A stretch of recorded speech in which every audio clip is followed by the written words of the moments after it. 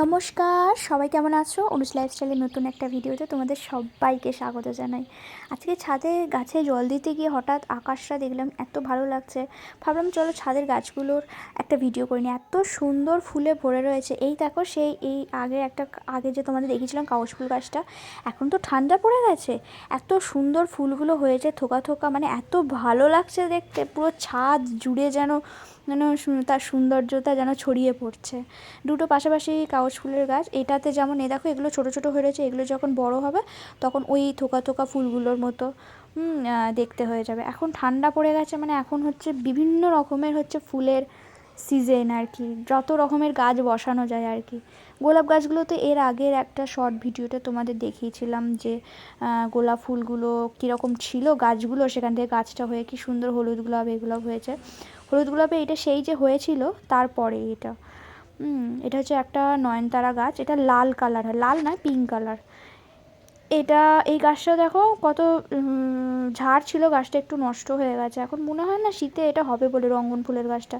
এইটা আর একটা নয়নতারা গাছ, এটা হচ্ছে সাদা হয় এটা।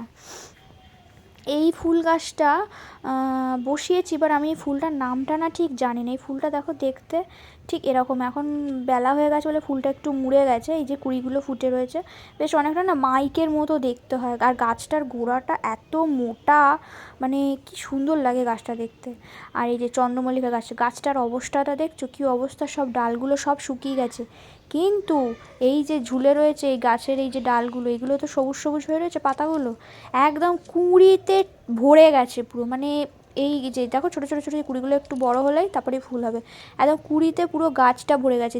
দুটো তিনটে চন্দ্রমল্লিকা গাছ আছে, মানে একটার থেকেই তার চারাটা নিয়ে না এরম বসানোর পরে গাছটা এরকম হয়েছে, পুরো কুঁড়িতে পুরো ভরে গেছে। এই যেরকম শুকিয়ে গেছে তো এই এক রাউন্ড এটা ফুল হয়ে যাবে, তারপরে গাছটা কিন্তু পুরোপুরি মরে যাবে, কিন্তু ওই গোড়ার থেকে আবার নতুন চারা বেরোবে, আবার তাতে যে কুড়িগুলো আসবে সেগুলো কিন্তু হবে। আর এই টাইম ফুলের সিজনটা এবার শেষ হয়ে আসছে। টাইম ফুলের গাছগুলো যেন আর কদিন বাদেই দেখবো সব মরে গেছে।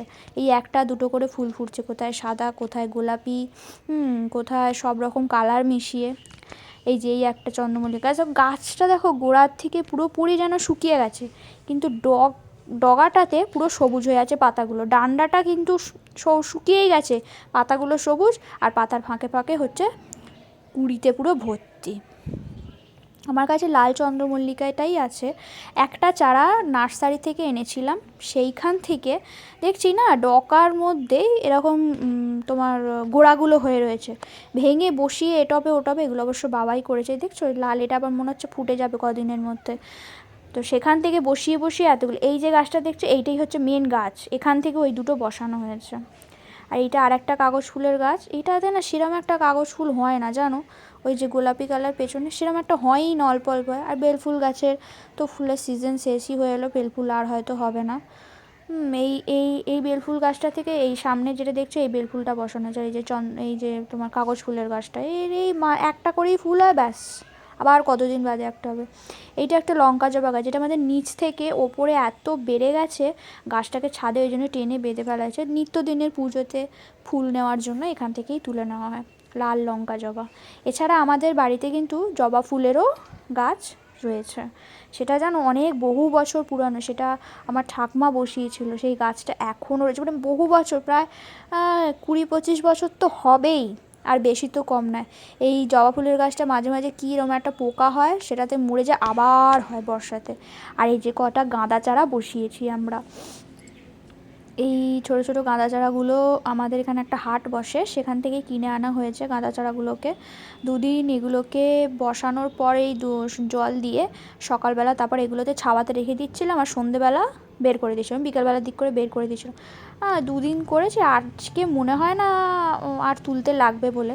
এটা একটা চীনামাটির টব, এটা সৈকতকে জন্মদিনে অফিস থেকে দিয়েছিল। এতে একটা ইনডোর প্ল্যান্ট বসিয়েছে, গাছটা তো আর হলোই না, তো টবটা আমি নিয়েছি, এইটাতে বসিয়েছি। এটাতে হবে না গাঁদা চারাটা, যদিও পরেটা তুলে অন্য টবে দিতে হবে। এইটা একটা পিটানিয়া গাছের টব, এই পিটানিয়া গাছটা আগের বছর বসানো হয়েছিল, তবে পুরো গাছটাই নষ্ট হয়ে গেছে, তার একটা ডান্ডা বেঁচে আছে, সেখানেই একটা দুটো করে ফুল হয়, আর তারই সাইডটাতে বসিয়ে দিয়েছি।